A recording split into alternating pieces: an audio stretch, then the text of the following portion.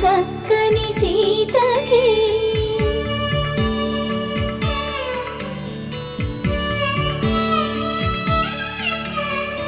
ఎర్ర జాబిలి చేయి రాముడేడని అడుగుతుంటే